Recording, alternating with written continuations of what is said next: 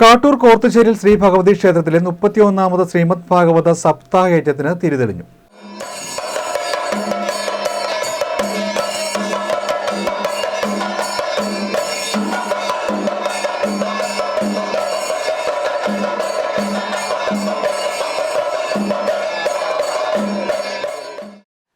കാട്ടൂർ കോർത്തുശ്ശേരിൽ ശ്രീ ഭഗവതി ക്ഷേത്രത്തിലെ 31ാമത് ശ്രീമദ് ഭാഗവത സപ്താഹയജ്ഞത്തിന് തിരിതെളിഞ്ഞു.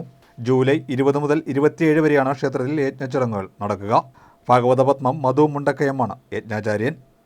കണിച്ചുളങ്ങര ക്ഷേത്രം ഖജാൻജി സ്വാമിനാഥൻ ചള്ളിയിൽ ഭദ്രദീപ പ്രകാശനം നിർവഹിച്ചു.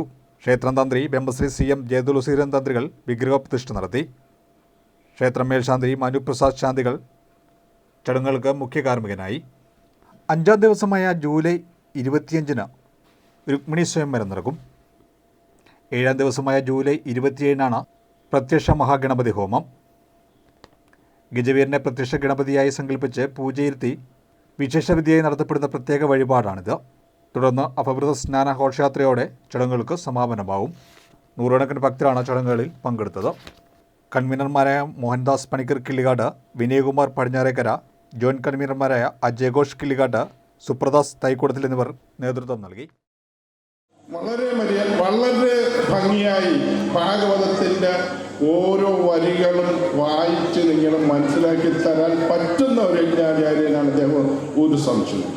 അതുകൊണ്ട് ക്ഷമയോടുകൂടി എല്ലാ തിരക്കും 7 ദിവസങ്ങൾ മാറ്റിവെച്ചുകൊണ്ട് ഈ പുണ്യഭൂമിയിലേക്ക് നിങ്ങൾ വരുമ്പോൾ അദ്ദേഹത്തിൻ്റെ വായന വായിച്ചു കഴിഞ്ഞ് അദ്ദേഹത്തിൻ്റെ കൂടെയുള്ള പ്രമാണങ്ങളെല്ലാം അതിൻ്റെ കീർത്തനങ്ങൾ ചൊല്ലി ധന്യമാക്കുന്ന ഒരു സമയം ഈ പുണ്യഭൂമിയിലുണ്ടാകും, ഒരു സംശയവും. ആ കൂട്ടമായി നമുക്ക് പ്രാർത്ഥിക്കാൻ പറ്റുന്ന സമയത്ത് നിങ്ങളിൽ ഹൃദയത്തിൽ അടങ്ങിയിരിക്കുന്ന ദുഃഖങ്ങളും പ്രയാസങ്ങളും ഒക്കെ ഭഗവാന്റെ തൃപ്പാദങ്ങളിലേക്ക് സമർപ്പിക്കാൻ പറ്റുന്ന സാഹചര്യം ഈ പുണ്യഭൂമിയിലെത്തും.